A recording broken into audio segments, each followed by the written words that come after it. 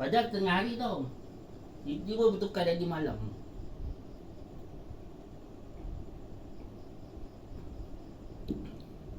Tu tanda apa dia? Letusan gunung berapi dah meletus. Dekat mana?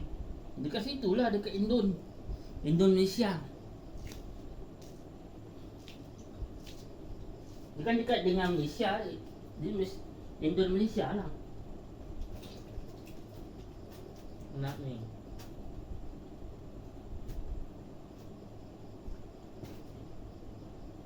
Pulau, dekat dengan pulau. Pulau tengah-tengah. Ni lah. Indonesia kan dia ada pulau. Macam kita ada pulau. Kita ada Pulau Jawa. Kita ada pulau lah. Ada 3 pulau. Satu anaknya, satu maknya. Sekarang ni anaknya yang kekal abadi. Anaknya Dekat ni. Anaknya kat situ lah. Kat tengah.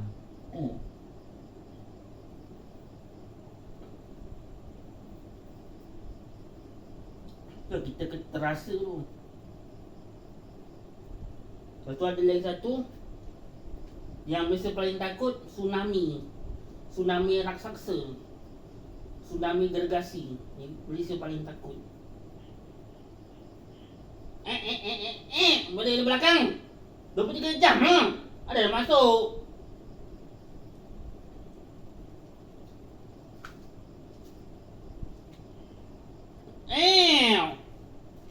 Maju di belakang 23 jam Kosai ke?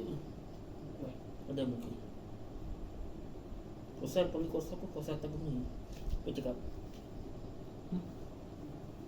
Kosai tak guna. Kenapa kalau panggil kosai tak guna? Sebab dia muka macam alat je. Maju di belakang. Tamatlah ruang hidup dia. Nanti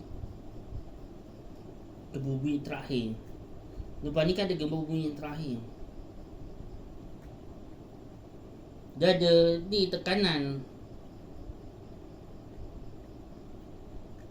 Bawah ni kan ada tekanan bawahnya ni.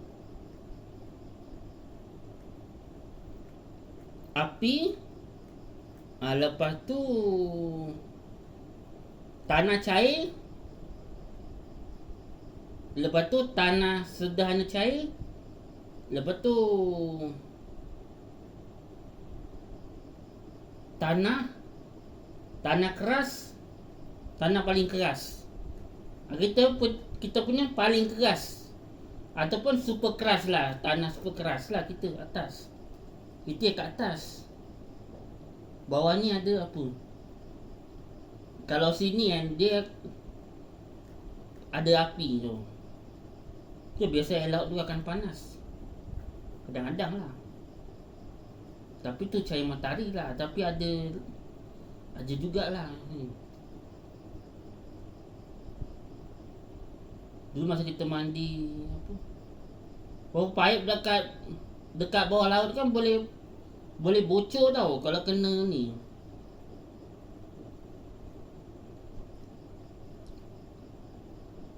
Kalau gempa bumi ke kan, kalau ada ni ke, paip tu boleh bocor tau.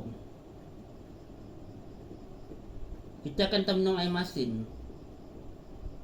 Terminum lah. Airnya boleh terminum.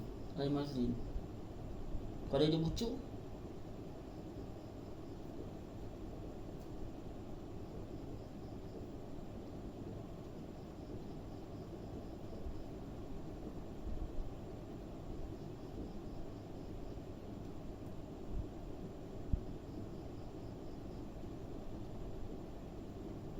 biasa Indon tak ada air tau. Indon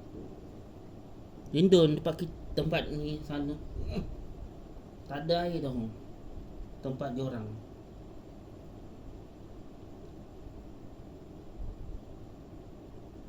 Habis diorang aku rasa diorang tak mandi pun.